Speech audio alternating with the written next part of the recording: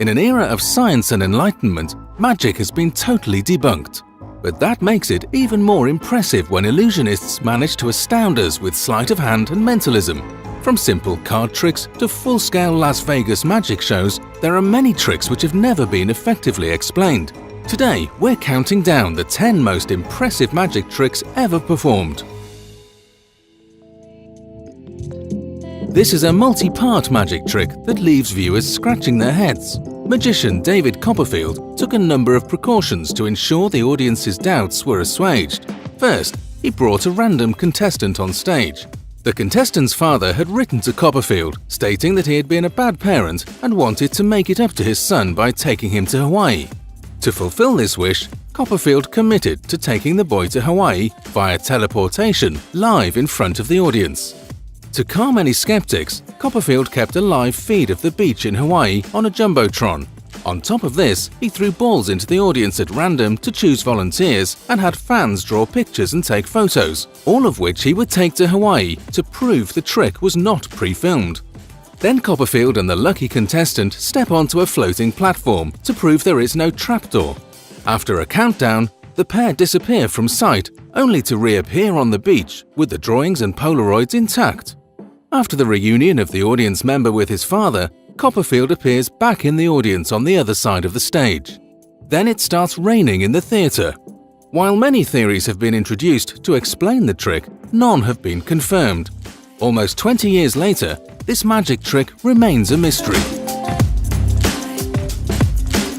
On their lucrative Fool Us tour and corresponding video release, Las Vegas-based magicians Penn and Teller wowed the crowds with over 2 hours of show-stopping magic tricks. But perhaps their most famous trick is the infamous magic bullet catch. The trick begins with the magicians bringing 2 audience members on stage. Both have a military background and are given a purse full of bullets, which they confirm are real. Then the pair write their names on the tip of a bullet and draw a picture on the shell. Then the magicians set up 2 identical glass panes on either side of a yellow line. The audience members are given guns to inspect, which are then loaded with their newly decorated bullets. Now comes the crazy part. After putting on bulletproof vests, Penn and Teller shoot the bullets into each other's mouths, catching the round with their teeth.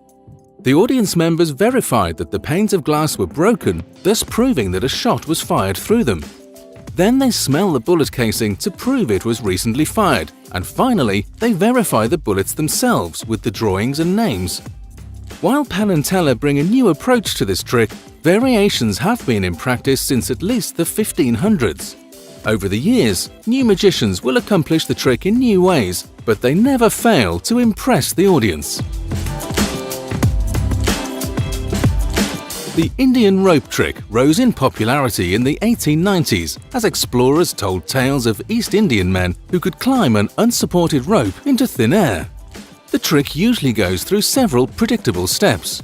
The conjurer sits cross-legged in an open space. He throws one end of a coil of rope into the air and about 15 feet of it remains stiff like a pole. An assistant climbs the rope and balances himself at the extremity. At a word from the conjurer, he vanishes and is discovered in a basket or comes running into the crowd from a distant spot. Then at a signal, the rope crumples to the ground. There is a more colourful version than this which insists that the conjurer pretends to be angry with the assistant. He climbs up the rope with a knife between his teeth, and on reaching the top, both he and the assistant disappear. Agonising screams are heard from above, then a leg falls, and an arm, another leg and arm together with the remainder of the boy's body. The conjurer reappears and climbs down the rope, covered with blood. He assembles the limbs and trunk, which at once becomes complete and alive. The rope crumples and is packed away in a basket. The trick is still alive after more than a century, with several prominent figures offering more than $400,000 to see it explained. This is another classic from Penn and Teller's Fool Us tour. It is a relatively simple trick, but that doesn't make it any less amazing.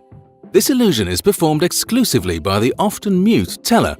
He appears on a low-lit stage with a carving knife and a single flower, which is front-lit by a bright bulb, projecting its shadow onto a screen behind Teller. Silently, Teller approaches the flower. Rather than cutting the leaves off of the flower directly, he pierces his knife into the screen. Miraculously, as he cuts off the leaves on the screen, the exact same leaves fall from the flower. The audience gasps as he moves from leaf to leaf, slowly dismantling the flower. Finally, Teller goes in for the kill. He pierces the budding flower's shadow, and its petals fall off one by one. Penn has stated that no one knows how shadows is done, and no one will ever figure it out. So far, that challenge remains intact. Rumours circulated that a Dutch magician was performing a similar trick, but this was quickly debunked. It is also allegedly the trick that led Teller to remain silent on stage because he believes it helps the viewer to concentrate on the trick rather than on his speech. David Berglas is considered one of the forefathers of modern magic. His secret technique of locating a particular card within a pack has been described as the holy grail of card magic. He was one of the first magicians to appear on UK television. His namesake trick is also called any card at any number. It begins with him showing a full deck of cards to the audience. Then an audience member is chosen at random. They name whichever card they want in the deck. A second spectator then names a number between 1 and 52. A third spectator is encouraged to count down to the previously mentioned number. The cards are on view the entire time. There are multiple variations, but usually Berglas has an audience member hold the deck of cards to prove there is no sleight of hand.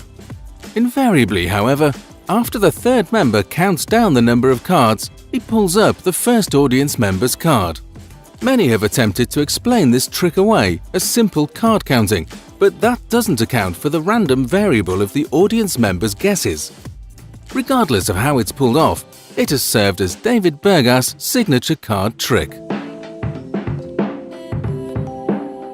Richard Osterlind is a mentalist who has been performing for major corporations for more than 35 years.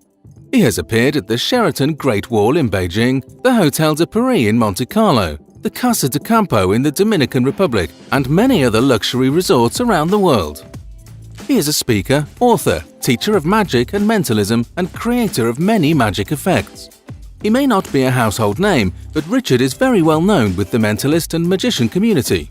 Potentially his best trick is the penny bender, wherein he asks an audience member to scratch a penny on both sides using a key. This is to verify that he is using the same penny and not switching it out with a decoy. Then, before the audience's eyes, he bends the penny in his palm using only his index finger. Osterlind has had NFL players and bodybuilders attempt to bend the penny, but they cannot.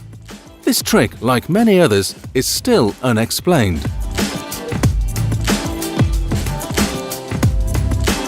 David Blaine is an American magician, illusionist, and endurance artist. He is best known for his high-profile feats of endurance and has set and broken several world records. Blaine innovated the way magic is shown on television by focusing on spectator reactions. His idea was to turn the camera around on the people watching instead of the performer to make the audience watch the audience. This is perfectly illustrated in his trick, pulling teeth. In a crowd of people, Blaine finds a volunteer and somewhat gruesomely pulls their teeth from their mouth. Onlookers gasp as he holds the teeth in his hand, and the volunteer remains stunned. Blaine then ups the stakes by placing the loose teeth in his own mouth and spitting them back into place. The audience absolutely loses control at this point, as he has just performed the impossible.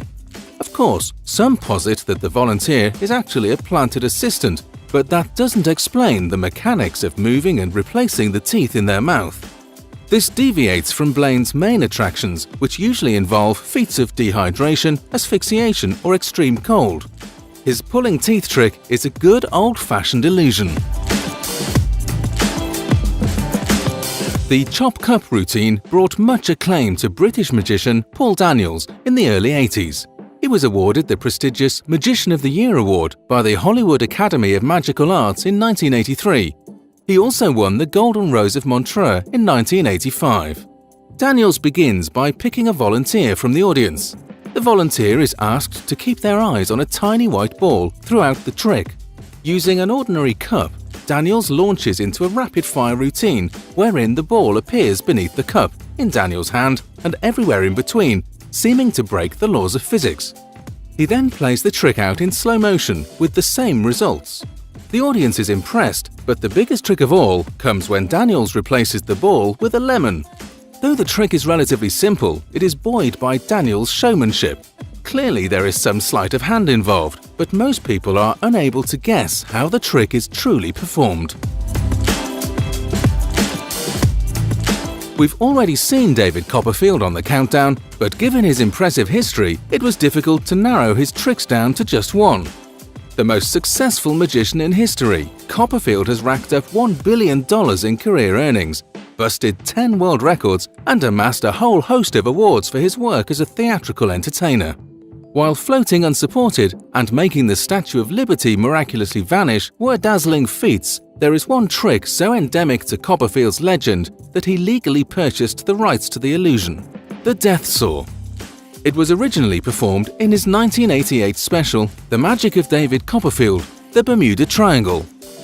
The trick has been recreated so many times in popular culture that it's hard to believe the genesis was so recent. In this world-class illusion, the magician lies flat on his stomach on a board as a whirring saw blade swings towards him. The blade bisects Copperfield at the midriff, only for his assistants to push the two halves back together.